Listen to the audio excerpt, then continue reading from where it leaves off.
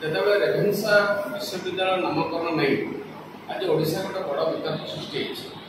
ମୁଖ୍ୟ ଭାବରେ କେନ୍ଦ୍ରମନ୍ତ୍ରୀ ଧର୍ମେନ୍ଦ୍ର ପ୍ରଧାନ ତାଙ୍କର ନିଜର ବ୍ୟକ୍ତିଗତ ମତ ଦେବାକୁ ଯାଇ ରେଭେନ୍ସା ବିଶ୍ୱବିଦ୍ୟାଳୟର ନାମକରଣ ପାଇଁ ଗୋଟେ ସେ ପ୍ରସ୍ତାବ ଦେଇଛନ୍ତି। ତାଙ୍କର ବକ୍ତବ୍ୟ କୌଣସି ରାଜ୍ୟ ସରକାରଙ୍କର ନିଷ୍ପତ୍ତି ନୁହେଁ କି କେନ୍ଦ୍ର ସରକାରଙ୍କର ନିଷ୍ପତ୍ତି ନୁହେଁ, କିନ୍ତୁ ତାକୁ କେନ୍ଦ୍ର କରିକି ଓଡ଼ିଶାରେ ବିଭିନ୍ନ ସଂଗଠନ ବା ଗୋଷ୍ଠୀ ଯେଉଁଭଳି ଭାବରେ ଆନ୍ଦୋଳନ କରିବା ଆରମ୍ଭ କରିଛନ୍ତି, ରାଜରାସ୍ତାରେ ଆନ୍ଦୋଳନ କରିବା, ମଶାଲ ଯାତ୍ରା କରିବା, ଧର୍ମଘଟ କରିବା, ଏଇଭଳି ଗୋଟେ ପ୍ରକ୍ରିୟା ଓ ଆକୁ ନେଇକି ଗୋଟେ ସଂଗଠନ କରିବା, ଏଇସବୁ କାର୍ଯ୍ୟ ଗୁଡ଼ାକ ଆରମ୍ଭ ହେଇଛି। ବିଭିନ୍ନ କିଛି କହୁଛୁ ଯେ ବର୍ତ୍ତମାନ ଯେତେ ପଦବୀ ଖାଲି ପଡ଼ିଛି, ଆଗ ଫାଷ୍ଟ ଏ ପଦବୀ ଗୁଡ଼ା ପୂରଣ କରାଯିବ, ଟେମ୍ପୋରାରୀ ନୁହେଁ, ପରମାନେଣ୍ଟ ଆପଏଣ୍ଟମେଣ୍ଟ କରାଯିବ। ନହେଲେ ଉତ୍କଳ ୟୁନିଭର୍ସିଟି ଭଳିଆ ସ୍ୱୟଂଚାଳିତ ୟୁନିଭର୍ସିଟିର ଅବସ୍ଥା ଆଜି 100ଟା ୟୁନିଭର୍ସିଟି ରାଜ୍ୟରେ ବି ଉତ୍କଳ ୟୁନିଭର୍ସିଟି ନାଁ ନାହିଁ। ସେତେବେଳେ 25-30 ବର୍ଷ ତଳେ ଆମେ ପାଠ ପଢ଼ୁଥିଲୁ, ସେତେବେଳେ ୟୁନିଭର୍ସିଟିର ଅବସ୍ଥା ସାରା ଭାରତବର୍ଷରେ ଗୋଟେ ସ୍ୱୟଂଚାଳିତ ୟୁନିଭର୍ସିଟି ଗଲା ଉତ୍କଳ ୟୁନିଭର୍ସିଟିକି ଫରେନ୍ ପିଲା ଆସିଲେ ପାଠ ପଢ଼ିବା ପାଇଁ ଆଦି ଅବସ୍ଥା ୟୁନିଭର୍ସିଟି।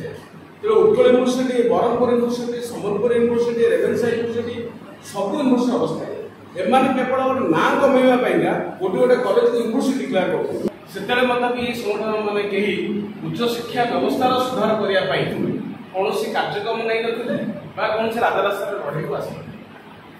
ତେଣୁକରି ଯେତେବେଳେ ଆଜି ରେଭେନ୍ସା ବିଶ୍ୱବିଦ୍ୟାଳୟ ପ୍ରସଙ୍ଗ ଉଠିଛି, ଆମେ ଓଡ଼ିଶାର ସାମଗ୍ରିକ ବିଶ୍ୱବିଦ୍ୟାଳୟର ଚିତ୍ର କ'ଣ ସେ ତଥ୍ୟ ଯେଉଁଟା ସୂଚନା ଅଧିକାର ଆଇନ ବଳରେ ଆମେ ସରକାରଙ୍କ ଠାରୁ ହାସଲ କରିଛୁ ବା ବିଭିନ୍ନ ବିଶ୍ୱବିଦ୍ୟାଳୟ ଆମକୁ ଏ ତଥ୍ୟ ଦେଇଛନ୍ତି, ସେ ତଥ୍ୟ ଆମେ ଆପଣମାନଙ୍କ ନିକଟରେ ଉପସ୍ଥାପନ କରୁଛୁ ଯେ ରାଜ୍ୟରେ ଯେଉଁ ବିଶ୍ୱବିଦ୍ୟାଳୟକୁ ନେଇକି ଦିନେ ଆମେ ପାଠ ପଢ଼ୁଥିଲୁ, ଗର୍ବ ଅନୁଭବ କରୁଥିଲୁ, ଆଜି ସେ ବିଶ୍ୱବିଦ୍ୟାଳୟ କେଉଁ ଭଳିଆ ଅବସ୍ଥା ଦେଇ ଗତି କରୁଛି ଏବଂ କେତେ ଶିକ୍ଷା ବ୍ୟବସ୍ଥା ବର୍ବାଦ ହେଇଛି, କେତେ ଛାତ୍ରଛାତ୍ରୀ ଆମର ନିଜର ଭାଇ ଭଉଣୀମାନଙ୍କର ଭବିଷ୍ୟତ କିଭଳି ଭାବରେ ଅନ୍ଧକାରମୟ ହେଇଛି, ସେ ତଥ୍ୟ ଆମେ ଆପଣମାନଙ୍କ ନିକଟରେ ଉପସ୍ଥାପନ କରୁଛୁ। ଯେତେ ପଦବୀ ଖାଲି ପଡ଼ୁଛି, ଅଧ୍ୟାପକ ଏବଂ ନନ୍ ଟିଚିଂ ଷ୍ଟାଫ୍ ସମସ୍ତ ପଦବୀ ସରକାର ତୁରନ୍ତ ପୂରଣ କରିବାକୁ ଦାବି କରୁଛି।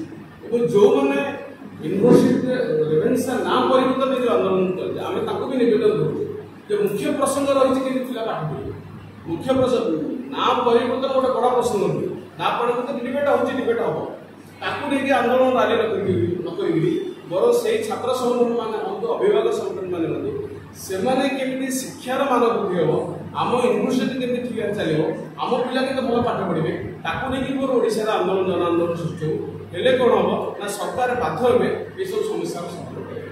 ଆମର ଓଡ଼ିଶା ସୂଚନା ଅଧିକାର ଅଭିଯାନ ତରଫରୁ ଓଡ଼ିଶାର ଜନସାଧାରଣଙ୍କୁ ନିବେଦନ, ବିଭିନ୍ନ ସଂଗଠନକୁ ଆମର ନିବେଦନ ଓ ସରକାରଙ୍କୁ ନିବେଦନ। ସମୁଦାୟ ହେଉଛନ୍ତି ଆମର 16ଟା ବିଶ୍ୱବିଦ୍ୟାଳୟରୁ ଟୋଟାଲ ପୋଷ୍ଟ କ୍ରିଏଟ୍ ହେଇଛି 2664ଟା ପୋଷ୍ଟ, ଯେଉଁମାନେ ଅଣଶିକ୍ଷକ କର୍ମଚାରୀ, କ୍ଲର୍କ, ହେଡ୍ କ୍ଲର୍କ, ପିଅନ ଠାରୁ ଆରମ୍ଭ କରି ଟାଇପର ଲାବୋରେଟୋରୀ ସମସ୍ତ।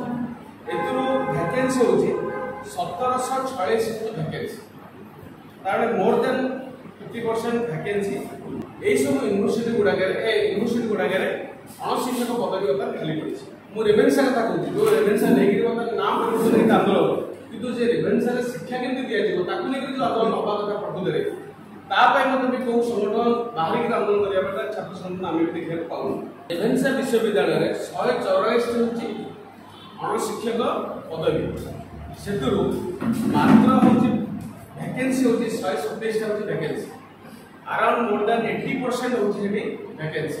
ରେଭେନ୍ସା ବିଶ୍ୱବିଦ୍ୟାଳୟରେ 267ଟି ମଞ୍ଜୁରୀପ୍ରାପ୍ତ ଅଧ୍ୟାପକ ପଦବୀ ଅଛି, 267, ତା ମଧ୍ୟରୁ 110ଟି ପଦବୀରେ ନିଯୁକ୍ତି ଦିଆଯାଇଛି, ତାମାନେ 167 ପଦବୀ ଏପର୍ଯ୍ୟନ୍ତ ଖାଲି ପଡ଼ିଛି, ଅର୍ଥାତ୍ ମୋର୍ ଦେନ୍ 60% ପଦବୀ ଏପର୍ଯ୍ୟନ୍ତ ପୂରଣ ହୋଇପାରି ନାହିଁ ରେଭେନ୍ସା ଭଳି ୟୁନିଭର୍ସିଟି ଜାଗାରେ। ସେଭଳି ଉତ୍କଳ ୟୁନିଭର୍ସିଟିର ଅବସ୍ଥା ଆପଣମାନେ ଆଶ୍ଚର୍ଯ୍ୟ ଆହୁରି ଦେଉଛି।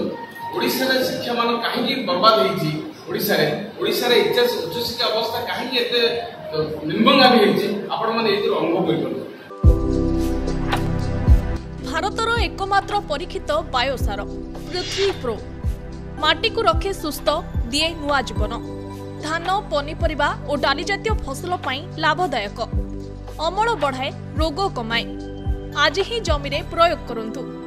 राज्यर प्रत्येक जिला और ब्लॉक पाई आमे डिस्ट्रीब्यूटर और डीलर नेउछु। जोगाजोग पाई 9937054201 नंबर को डायल करंतु। आम सह जोड़ी हेबा पाई आमको लाइक, फॉलो और सब्सक्राइब करंतु। अधिक अपडेट पाई विजिट करंतु आम वेबसाइट thequiver.in।